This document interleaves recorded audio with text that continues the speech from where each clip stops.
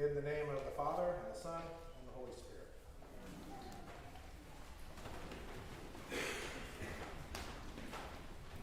Today's gospel, which is the parable of the story of the unjust steward, is one of those that, and I've probably done this myself, often the preacher will look at this reading and think, I wonder what the other readings are this Sunday that perhaps I could preach on.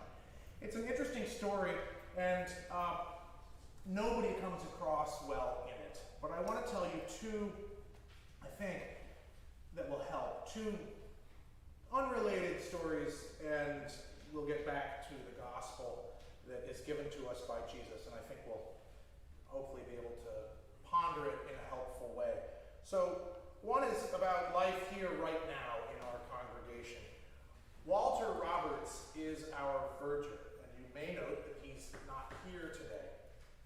He's at the annual Vergers Conference. All of the vergers from around the Episcopal Church fly into one city once a year and have a conference. It happens to be in New York City, so Walter is either at St. John the Divine today or at Trinity Wall Street or something like that. But I have become aware in Walter's absence how essential he is to everything. The amount of things that have gone completely haywire simply because Walter does them behind the scenes is astounding.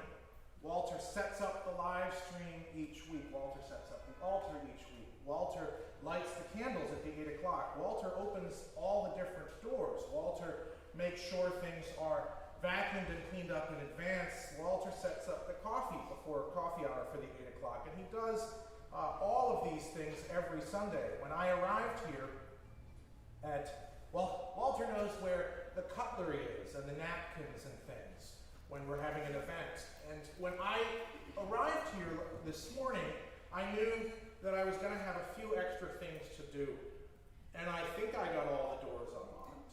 And I'm pretty sure at the 8 o'clock the candles got lit and other people stepped in, which was great. But Walter is just, I want you to know how much he does around the church. One of the things that he normally would have done is switched up, and I forgot to do it, switched up the 8 o'clock readings for the 10 o'clock so that our reader doesn't accidentally jump into the psalm. That's a Walter, like he does so much. I assume, and I could be wrong, I assume across the Episcopal Church today, things are going haywire because there are no vergers anywhere. And so I feel only grateful that misery loves company in that sense. Now, keep Walter in your prayers. Keep all the vergers in your prayers, in particular a prayer of thanksgiving. But I want another story that I'll share with you that I think will get us back towards the gospel.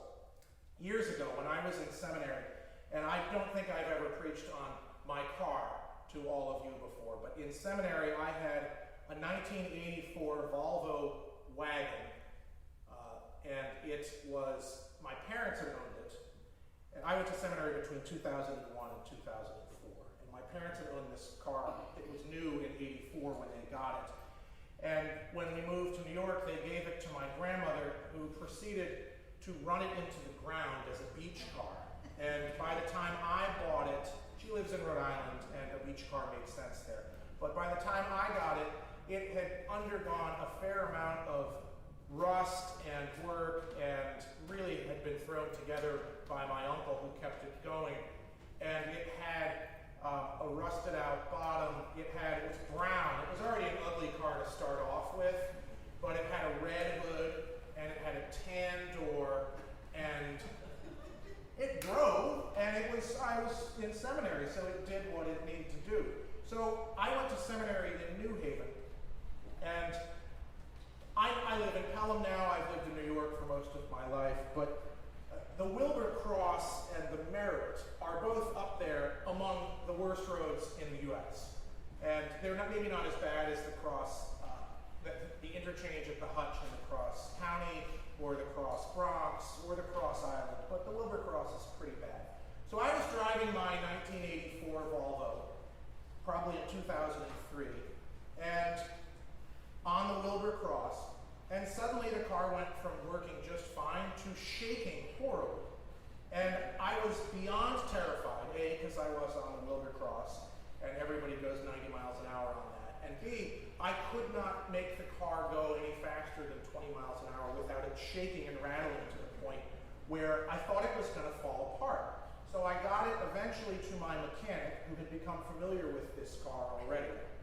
And what he said, after a quick look at it, he said, "Oh, your U-joint broke." "What is the U-joint?" "It's the universal joint." I thought, that sounds bad. "Yeah, it's the joint that holds the whole car together.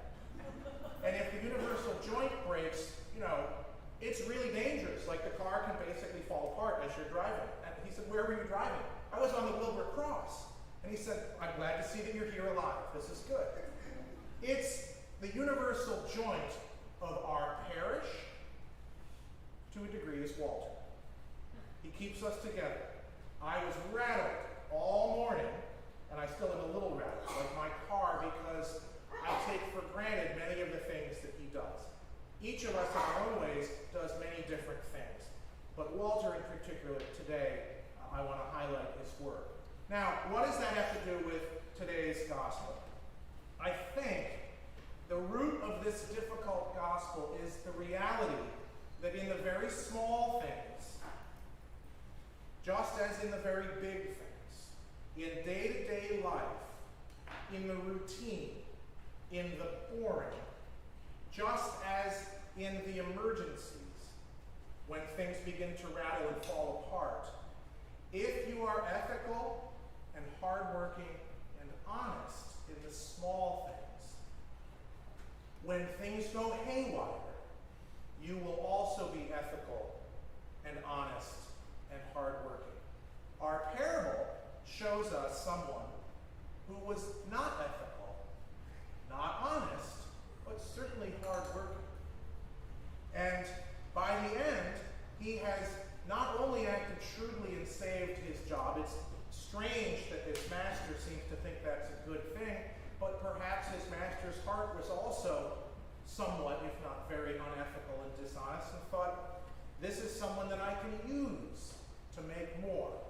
But by the end of the parable, if you notice, the dishonest manager, the dishonest steward, has roped into basically his crimes and dishonesty a whole bunch of other people. He goes to someone and says, "Cut your bill in half. Trust me." That's similar to someone coming and saying, "Trust me, it's a great deal. Nobody's going to get hurt." And you go along and think, okay. He brings in a whole bunch of people, but the root of this, honestly, starts with an emergency. And because he has an emergency, he gets fired, basically, or he's going to get fired. Because of this, everything that he has lived his life in the small things comes out. And it turns out that he's not a good guy. He's not a good guy at all.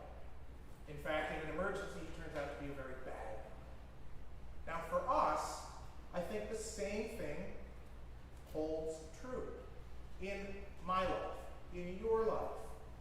Are you hardworking, honest, and ethical? To put it another way, back to that car, or back to Walter. Is the universal joint of your life one that is honest and ethical? Or is it one that is willing to bend the rules and live in gray area most of the time and tell people, trust me, no one's going to get hurt? At the end of the day, I think what Jesus is trying to tell us is there really isn't a lot of gray area. Maybe none at all.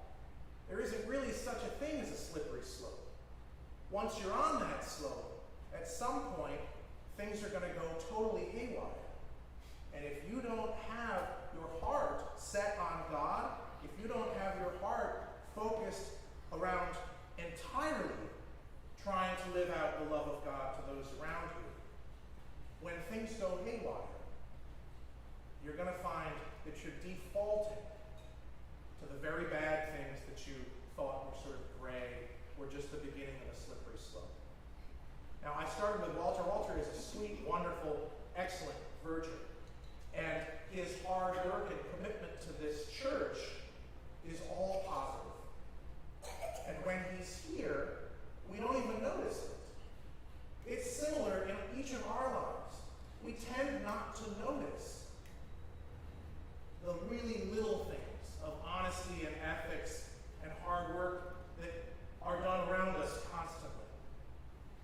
But when we get to a point where suddenly that is missing, or we're in an emergency, it becomes absolutely clear how much those little things matter. It becomes totally clear how much it matters. So I encourage you, I implore you, and I implore myself, because this is hard work, to try not to live in a gray area, to try not to think of life or decisions on a day-to-day basis as, well, at least I'm only at the top of the slippery slope.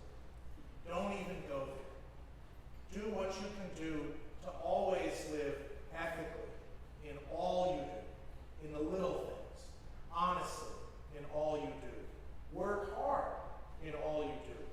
And when an emergency happens and life throws you a curveball, you will be ready because you've been practicing even if you didn't know it. Your whole life for the big game, dealing with small situations